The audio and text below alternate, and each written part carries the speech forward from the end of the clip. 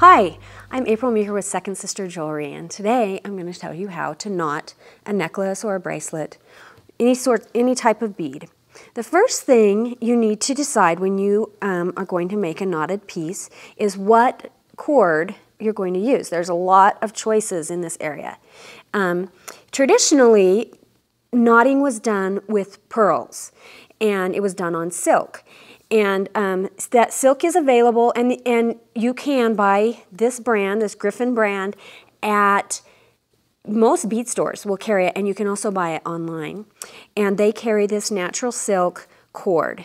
If you are using natural silk, what you have to do the day before you make your piece is load all your beads on that you're going to be using. Hang the piece, because the deal with silk is a natural material and it stretches. So you don't want to knot your piece and then over time have it stretch and have gaps. So you stretch it, you pre-stretch it. So just hang it up. I hang it up on my door or whatever overnight and stretch that silk out with the weight of the beads that are going to be on it. This silk comes in a ton of colors. The same company also makes a nylon that doesn't stretch. So you can, go and get your stuff and do your project that same exact day. And it also comes in tons of colors. And then if you can't find the colors, I really like these because they come with the needle, your beading needle, attached to the cord. And I don't like to keep track of little beading needles. So that's why if I'm going to bead something, I almost always will go for a Griffin cord, either silk or, depending on what I'm doing, or the nylon. But then there's also little spools of nylon that you can get at bead stores that come in super, super fun colors, way more colors than what you can get with Griffin. And this is a fairly stiff cord, so you can use it on without a needle. If it will fit through your bead, you can use this. This will stay stiff.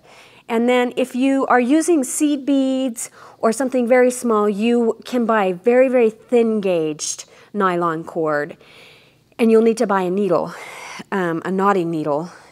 These are all, like I said, all of this is available at your local beading store. It's not going to be a problem to find. It's pretty. It's available.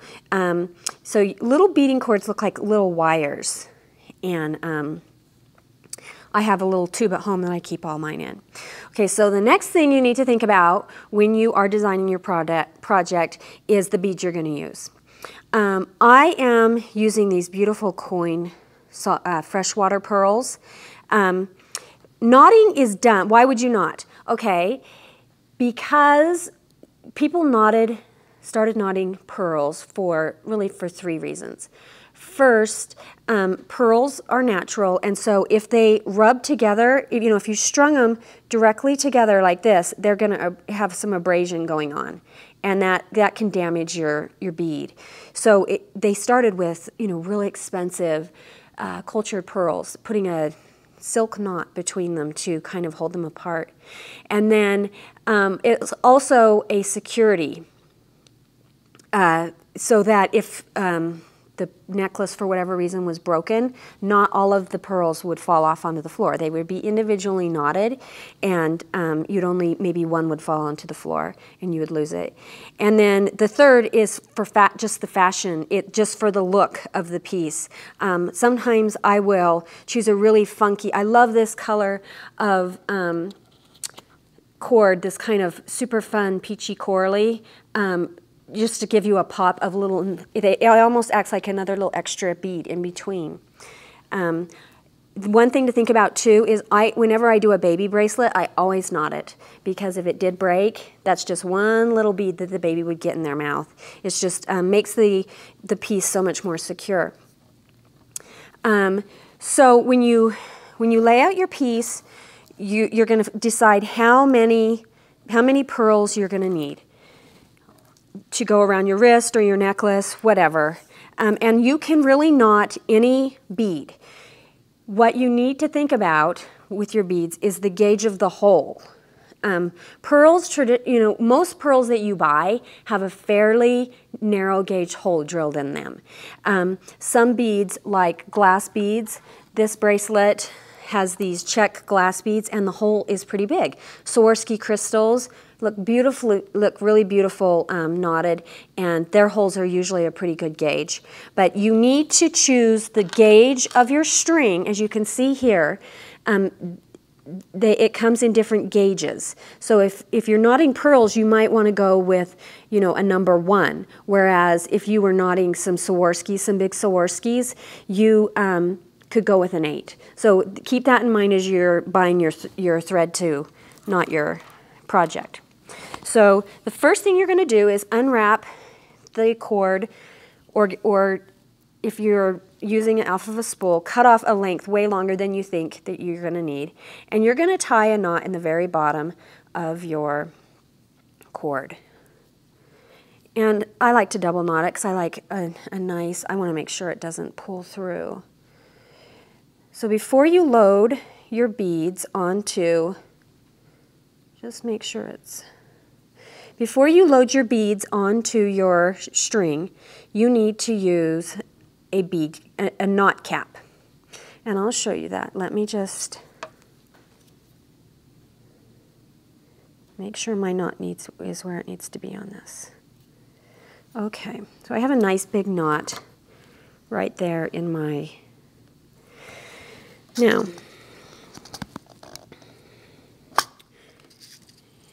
these are findings that are available online at most jewelry stores. Most bead stores, you'll be able to find these components, just jump rings, and I've also have in here some different clasps. And I think on this piece, I'm going to knot it with gold filled. So if you can see here, these are so teeny. This is what you're going to need. This piece is called a knot cap to go on the end to cover up your knot and to give you some hardware to hook your clasp onto. So you're going to thread that down first onto your cord here, if I can get to the end. Okay.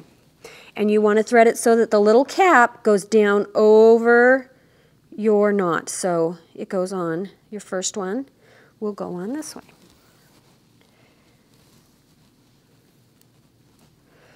So as you can see, that's right down over my cap. Now, what you're going to do is you're going to glue that in there. Now, this is the glue I like to use, GS Hypo Cement. This is a very common jewelry glue, and it's usually available at your bead store or online. You could also use super glue. You can use super glue. The thing you need to remember about super glue is if you're using glass or Swarovski crystals, it will leave like a film. It's almost like it adheres, the fumes adhere to the bead, and it will leave a film on those beads. So I would only use that if I were using some wooden beads, some more natural material. Pearls will be okay, but if you can find this particular adhesive, this is what I would recommend. And usually this is my tube that I use, and it's kind of goopy. Just put a little dab of glue down onto your knot, into your knot cap. Now, I believe that this is nylon string that I'm working with, so I'm not going to pre-stretch it. I'm just going to load my beads on. You can load them all on at once. It makes it easier. Or you can do it one at a time. It's just kind of a personal preference. Okay, so there is available this little knotting, a little knotting tool. I've seen it, and I've actually tried it. I had a friend that had one, and I think it's kind of one of those ridiculous tools to own because it's, I don't know, to me it's like the tomato slicer. Just use a knife. It's so much easier. So I have a few on here. You can load, like I said, you can load all that you want on there. slide them down to the end.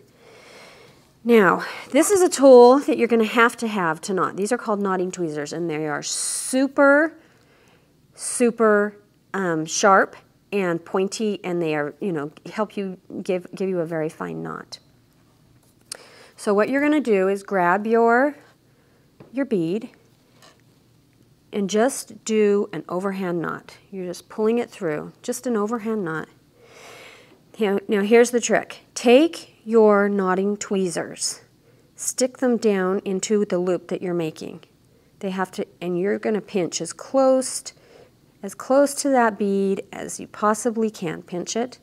You can see it's kind of a delicate, and you see how this knot will actually slide down the tweezers and go right next to that bead.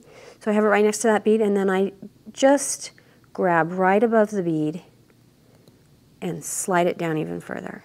So I have a nice snug knot right next to that bead. And then you just draw your next bead down. So you are going to continue this same process, overhand knot. I always do it that I pull my piece through because it's the short end. Usually, you know, even a necklace is going to be shorter than the string you're working with. Pinching right down, sliding your knot down your knotting tweezers, and then grabbing the top of that and sliding it close to your bead. You're going to continue going down and down and down. And then, as you can see here, I've varied. This was done with a linen cord. You can get creative, like with this piece. You can, add in some different kinds of beads. This one, I believe my holes that were in these were big enough that I could use two strands. So when you get to the end, if you've been knotting, I sit in front of the TV and do this, or I take it on the airplane because it's just something you can just sit and do. When you get to the end of your project, you're going to add another knot cap to that end. So of course, and just for demonstration purposes, I'm just going to slide it down on here. Again, having this needle attached to the thread is so much nicer than trying to keep track of your needle. It's just already right there where you need it. So this is when your knotting tweezers are really going to come in handy, because you have to tie a tight knot, and the knot has to fit right down inside that little cup. So you need to overhand knot. Hold on, wrong way.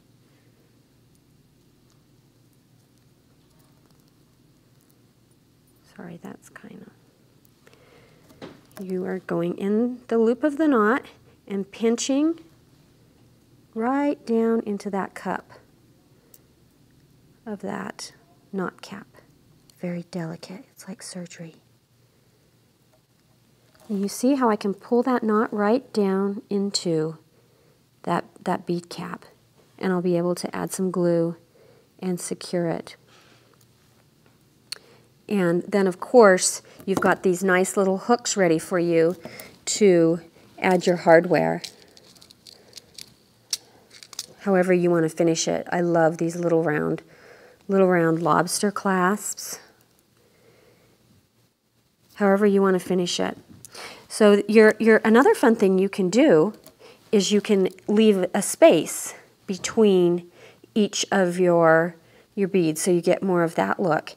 And honestly, I eyeball it. I don't. There's no. I mean, if you measured these out, they wouldn't be exactly the same, but they're close enough. But once it's on your neck, it's close enough, and people can't tell. So I just kind of eyeball the space. I know that I wanted like 3 centimeters between each of these carnelian beads, and you can add as big or as little of space as you want. I hope that knotting becomes another skill that you incorporate into your jewelry designs, and I want you to join me again next week where we make more handmade jewelry inspirations.